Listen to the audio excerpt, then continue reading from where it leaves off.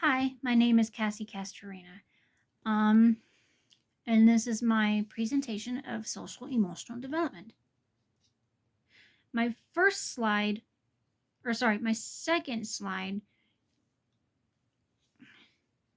learning the needs of a child and how they learn social emotional development skills as a toddler shows how it will affect them as they get older. This is important because a child learns how to adapt in a setting by providing the foundation to a positive outcome in a child's social life and well being.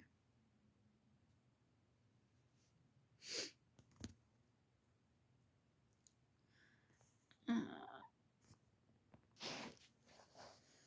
Describing how infant toddler social emotional development and mental health are related.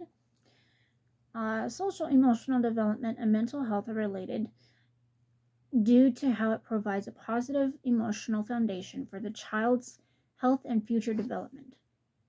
They both help the child manage, regulate, and understand themselves and their relationships with their peers and as they grow. In watching the video, Teachers Observing, I noticed that the teachers were observing and writing down for each child, uh, writing notes down for each child, what they were doing and learning.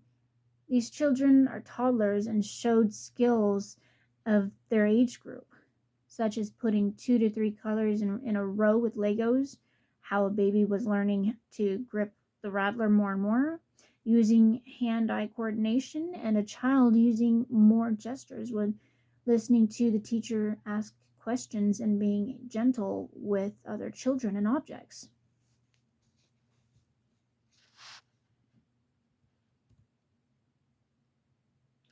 Um, this is a quote by Johnston Kay.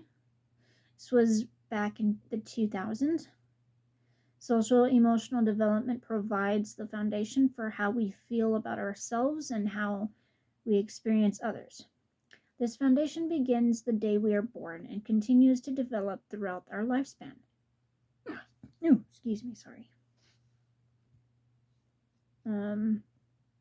Providing a rationale for why social emotional development needs to be a primary focus for early care professionals.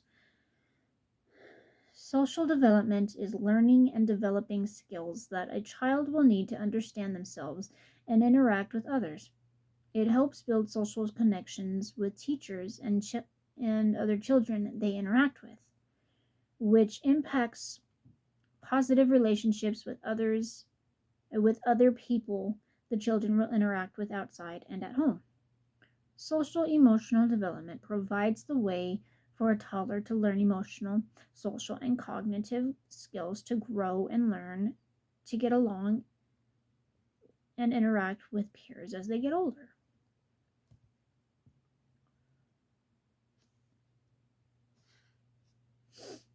The slide group 2 is about attachment. The attachment theory is when the child begins to develop relationships, mainly between the infant and the caregivers. It emphasizes the role of a secure relationship provided by responsive and reliable caregivers in protecting a child's emotional security and overall emotional and healthy development. When a child sees their teacher for the first time and understanding that they will be with that person for a while each day, a child begins to form a social and emotional bond with that teacher.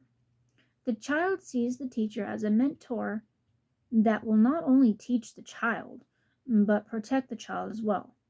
So the child becomes attached to the teacher and forms trust and a bond. Um, Chronic stress. Chronic stress in a child can affect the brain by behavior, physical health, poor physical health.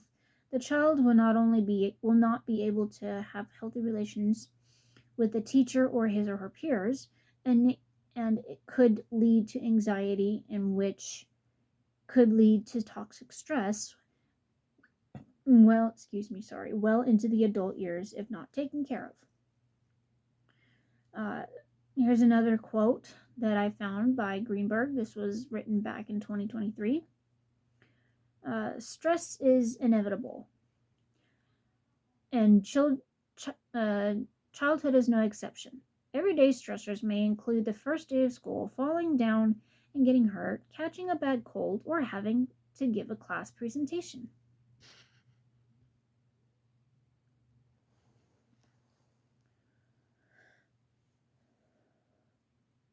Uh, excuse me. Like the previous slide says or mentions, stress is inevitable. It's gonna happen whether you want it to or not. Stress can do many different things to a body, and the body can respond in three different ways.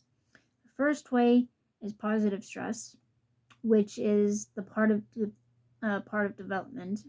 It can slightly raise the child's heart rate and hormone levels, and it might be examples might be like the first day of school or visiting a doctor's office. The second type is tolerable stress. Tolerable stress happens when something more significant happens, like a severe accident, maybe your parents are getting divorced, or the loss of a loved one. And the third type of stress is toxic. This is an extreme kind of stress that can occur after severe problems.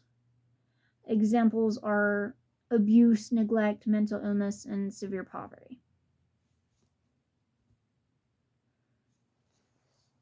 Slide group 3 indicators. Empathy and concern for others.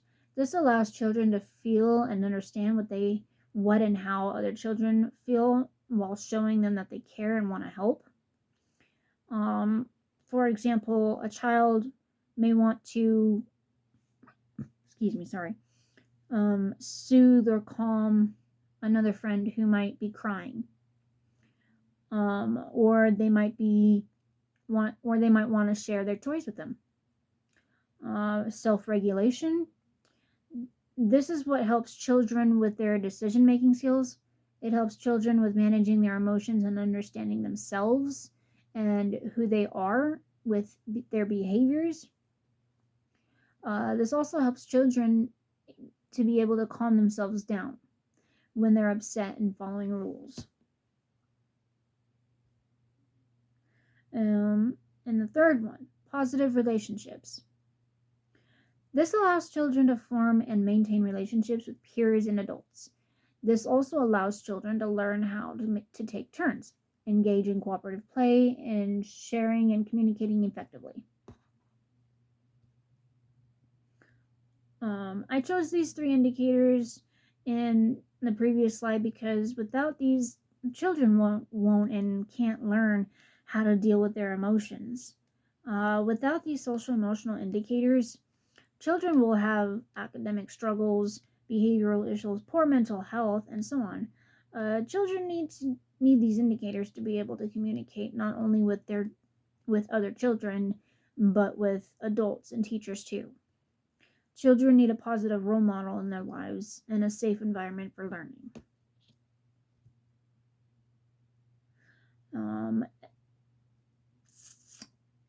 Empathy. Teachers can support development of empathy and concern for others by modeling it themselves. They can also support empathy by demonstrating empathy in interactions with children and other adults. They can also support it by implementing role-playing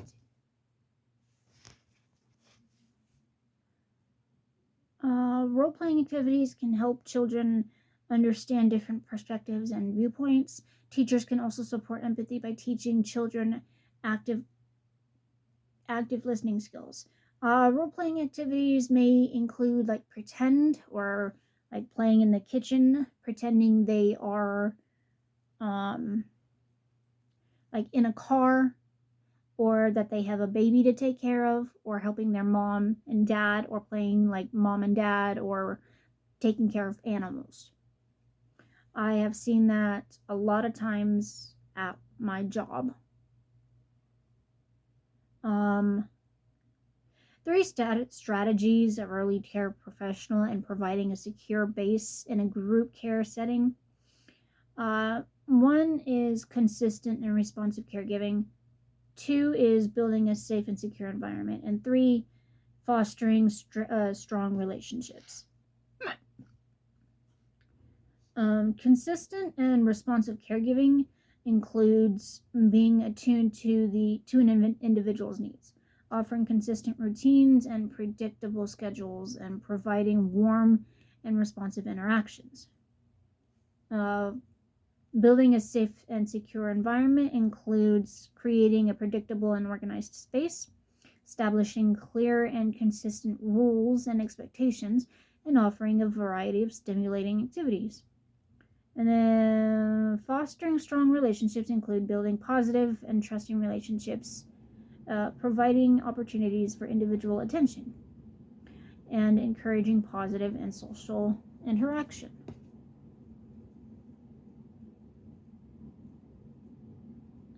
For the second to last slide, knowing when a child or children has the best social emotional development skills, they can effectively and positively interact with other children and show empathy while being able to cooperate and adapt their needs appropriately on all levels of life.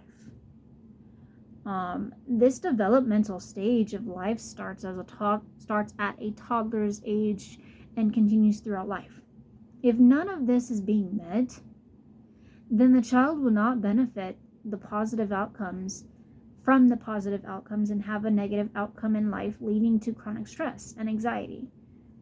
Using the Colorado Early Learning and Developing Guidelines to teach the child how to grow and the skills they need will help the child and teacher both to build a strong relationship between the child and his or her peers to succeed in its lifespan. And then for my last page, it's the references.